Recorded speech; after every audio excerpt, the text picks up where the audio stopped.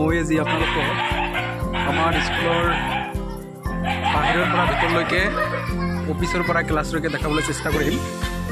কেইদিনমান আগত মই আমাৰ স্কুলৰ অফিচ ৰুমটো ছ'চিয়েল মিডিয়াত মানে ফেচবুকত শ্বেয়াৰ কৰিছিলোঁ। বহুতেই কমেণ্ট কৰিছিলে যে অকল অফিচ ৰুমটো এনেকুৱা পৰিপাটিকৈ বনালে নহ'ব, অফিচ ৰুমৰ লগে লগে ক্লাছৰুমবোৰো পৰিপাটি হ'ব লাগিব। আজি মই সেইসকলক দেখাব বিচাৰিম আমাৰ স্কুলখনৰ অফিচ ৰুমৰ লগতে যে ক্লাছৰুমবোৰো যে বহুত পৰিপাটিকৈ বনোৱা হৈছে, সেইটো আপোনালোকক আজি দেখাবলৈ চেষ্টা কৰিম। আপোনালোকে ভিডিঅ'টো শেষলৈকে চাব। আমাৰ স্কুলখনৰ ক্লাছৰুম আৰু অফিচ ৰুম এয়া হ'ল আমাৰ ক্লাছ 3 ক্লাছৰুম। মই আপোনালোকক দেখাবলৈ চেষ্টা কৰিম আমাৰ ক্লাছৰুমকেইটা কেনেকুৱা।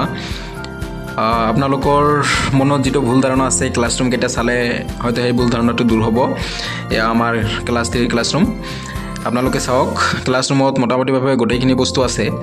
মই এটা কথা ক'ব পাৰোঁ যে আমাৰ প্ৰধান শিক্ষক ছাৰে ল'ৰা ছোৱালীৰ কাৰণে হওক বা শিক্ষক শিক্ষয়িত্ৰীৰ কাৰণে হওক স্কুলত যিমানখিনি বস্তু লাগে গোটেইখিনি বস্তু A to Z আমাৰ স্কুলত ছাৰে ব্যৱস্থা কৰি দিছে। আপোনালোকে চাওক, চালে গম পাব গোটেইখিনি বস্তু। এয়া হ'ল আমাৰ ক্লাছ 4ৰ ক্লাছৰুম। এয়া হ'ল ক্লাছ 4ৰ ক্লাছৰুম। এয়া আমাৰ ক্লাছ 4ৰ ল'ৰা ছোৱালী। মোটামুটি ল'ৰা ছোৱালী আজি এবচেণ্ট আছে কেইজনমান, গোটেইকেইটা অহা নাই, পূজা লাগি গৈছে, তেওঁলোকে কিছুমানে বজাৰ কৰিবলৈ গৈছে। এয়া চাওক আমাৰ ক্লাছ 4ৰ ক্লাছৰুমটো। এয়া হ'ল আমাৰ ক্লাছ 5ৰ ক্লাছৰুম। আপোনালোকে ক্লাছৰুমকেইটা চাওক। মোৰ ক্লাছৰুম এনেকৈ ভিডিঅ' বনাই ছ'চিয়েল মিডিয়াত আপলোড কৰাৰ কোনো ধৰণৰ ইচ্ছা নাছিলে, কিন্তু কেইদিনমান আগত মই অফিচ ৰুমটো শ্বেয়াৰ কৰিছিলোঁ। বহুতে বহুত ধৰণৰ কথা কমেণ্ট কৰিছিলে বা মেছেঞ্জাৰত মেছেজ কৰিছিলে যে তোমালোকে অফিচ ৰুমটো ইমান ধুনীয়াকৈ বনাইছে, কিন্তু ক্লাছৰুমকেইটা ছ'চিয়েল মিডিয়াত নিদিয়া কিয়? সেইকাৰণে মই হেডমাষ্টাৰৰ অনুমতি লৈ আজি ক্লাছৰুমকেইটা আপোনালোকক দেখাবলৈ চেষ্টা কৰি আছোঁ।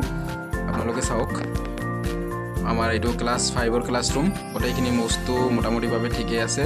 তাৰপিছতে বাহিৰৰ পৰা আমি আপোনালোকক দেখাবলৈ চেষ্টা কৰিম বাহিৰৰ দৃশ্য। আমাৰ মৰ্ণিং এছেম্বলি কৰাৰ মানে জাগাই নহয়, যদি গোটেইকেইটা ল'ৰা ছোৱালী আহে মৰ্ণিং এছেম্বলি আমি ক্লাছৰ বাৰিন্দাত দিব লাগে, ল'ৰা ছোৱালী থিয় কৰাই দিব লাগে বাৰিন্দাত।